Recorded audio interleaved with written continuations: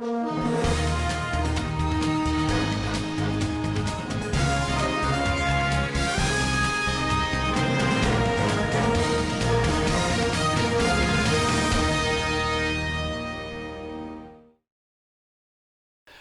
is Tuesday, April 14th. Welcome to this edition of Nevada County Now.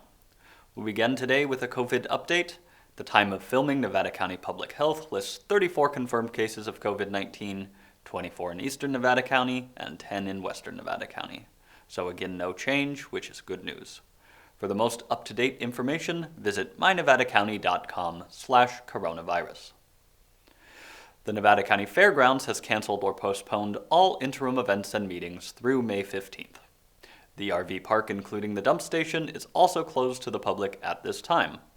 And while the grounds are closed to the public, limited staff is on site to address essential operational needs and respond to public inquiries. You can call them at 530-273-6217 or email them at info@nevadacountyfair.com. At the moment, they are continuing to plan for the annual Nevada County Fair, with all expectations that the fair will proceed as planned August 12th through 16th. Master Gardeners of Nevada County have suspended public workshops, events, and activities. They said, "This has been a difficult situation for many, but due to the uncertainty of COVID-19, the ensuing safety recommendations, and closure of the Elks Lodge and the NID grounds, our public workshops have been canceled through May. This includes the spring plant sale held the day before Mother's Day." Please visit the Nevada County Master Gardeners webpage or Facebook page listed below to ask questions or to get more information. With fire season just around the corner, the Fire Safe Council, along with other local groups, are teaming up to encourage landowners, businesses, organizations, agencies, and basically anyone who is affected by the invasion of Scotch broom to start physically removing the plant. The hope is to help educate and get people motivated in the region to combat this invasive weed. So why Scotch broom specifically? Well, it's highly aggressive, non-native invasive weed species. It was introduced to the United States as an ornamental and as a packing material for cases of whiskey and beer from the British Isles, Central and Southern Europe. It's now considered a pest plant by many eastern and western states. Scotch broom is highly flammable, displaces native and beneficial vegetation, it's costly in areas where forest production is impeded by its growth, it forms dense strands which impede movement of livestock and wildlife, and it degrades wildlife habitat. Plants in excess quantity can be toxic to humans, horses, and livestock. Scotch broom usually reproduces by seed, and seeds can live in the seed bank for over 80 years. One shrub can produce thousands of seeds after 2 years of growth, and seeds can be transported over long distances by animals, humans, water, and vehicles. Scotch broom can also tolerate a wide range of environmental and soil conditions. If you would like to suggest or host a site for an upcoming Scotch broom removal challenge, or would like to participate in a Scotch broom removal challenge, please contact the Fire Safe Council by visiting their website, rufiresafe.com.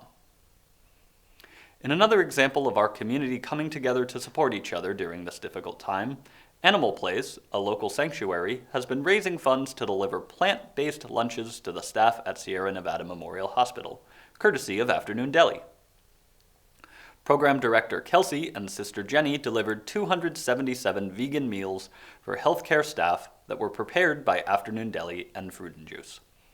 Goes to show that acts of kindness and caring are alive and well in our community. Speaking of places helping animals in our community, I was able to sit down with Cheryl Wicks, co-founder of Sammy's Friends, to discuss how the current pandemic has affected the local shelters. Let's take a look.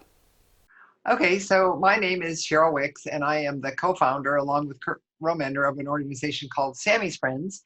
And we do two things. Basically, we contract with Nevada County to run the Nevada County Animal Shelter. We take in about 2,000 animals a year, provide them with medical care and behavioral training, and put them back up for adoption. We adopt all of our animals. We always find somebody that wants every single animal. And we also have a community program where we help people with low income or no income who have pets that need veterinary care, and we help them pay for the veterinary care. And we also have a spay neuter program where we pay to spay and neuter about 1,500 animals in the community every year. How has this current situation impacted Sammy's Friends? Well, it's impacted it in several ways. One is because we're on lockdown like everybody else, so we've tried to limit the number of people that come to the animal shelter, and also allow at the same time for our animals to get adopted, because we don't want to get to a point where we're full and have nowhere to go.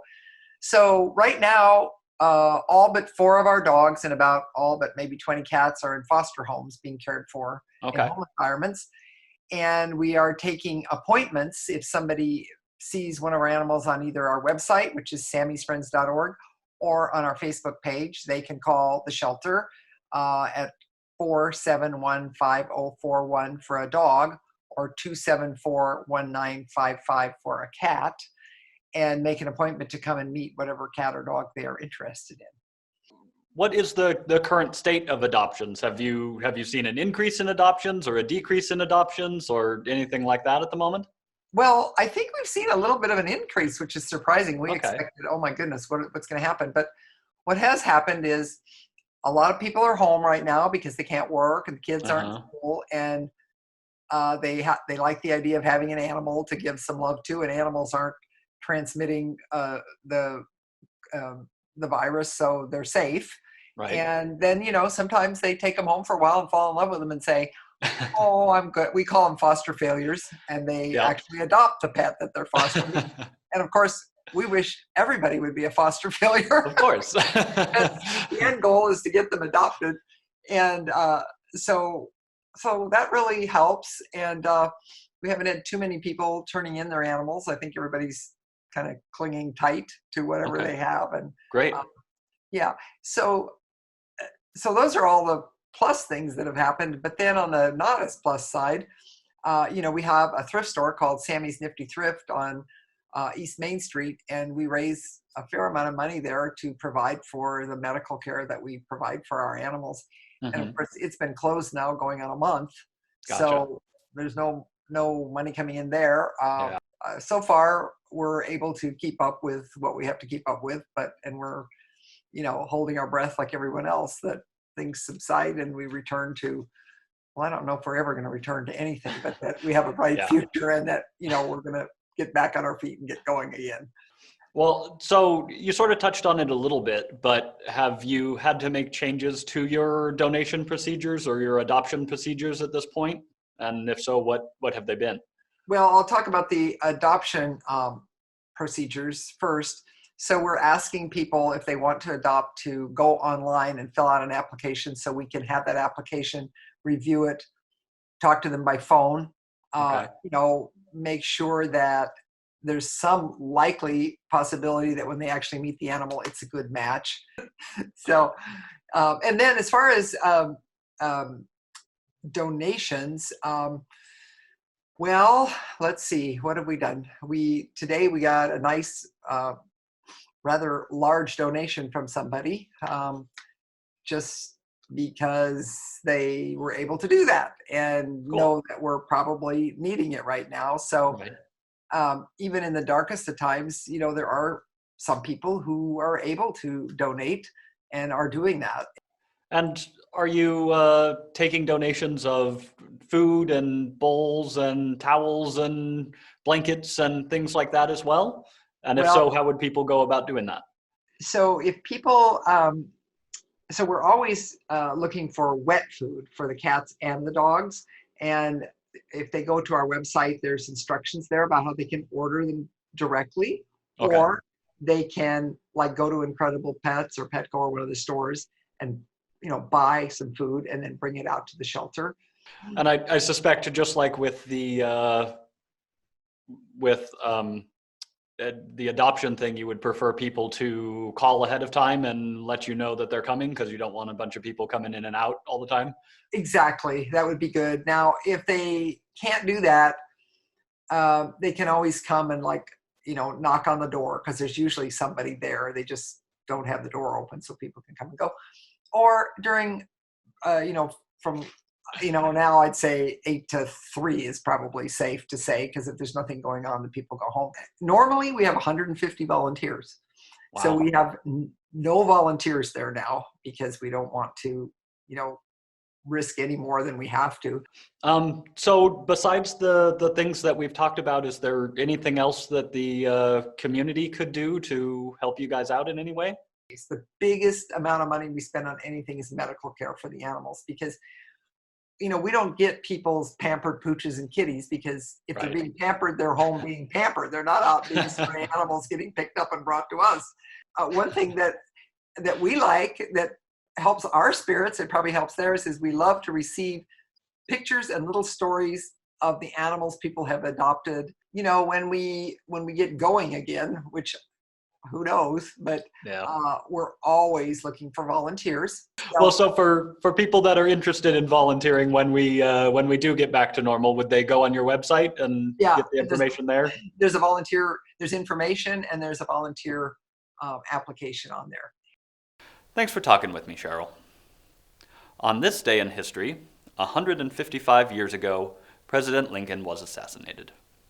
He presided over a tumultuous time in our history and led us with grace, courage, and devotion to American ideals. Lincoln won the vote in Nevada County in both the 1860 and 1864 elections with strong support from both Aaron Sargent and Niles Searles.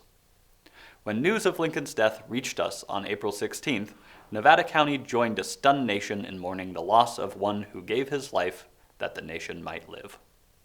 Locally, all business houses and public buildings were closed, and the entire community was overcome with the deepest sorrow. Let's all take a moment today to remember the contributions of one of, if not the greatest president, we as a nation have ever had.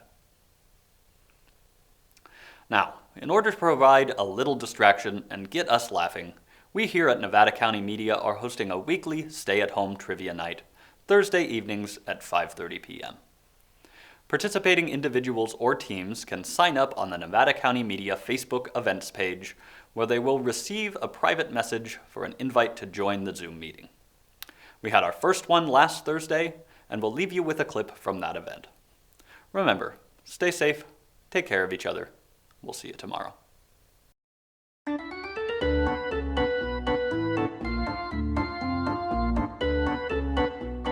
Alrighty, I'm feeling trivial. This whole rule about not being able to cheat. How do you expect me to win? I'm playing on the honor system. Good now. Oh, there we go. There we go.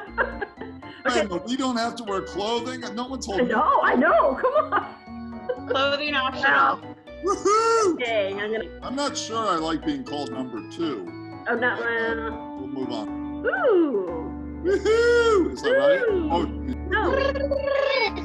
Okay, we're ready. Okay, here we go. Oh God, how do you know that? hey! How does this still? Oh, arriba, arriba, andale, andale. Speedy Gonzalez. Yay!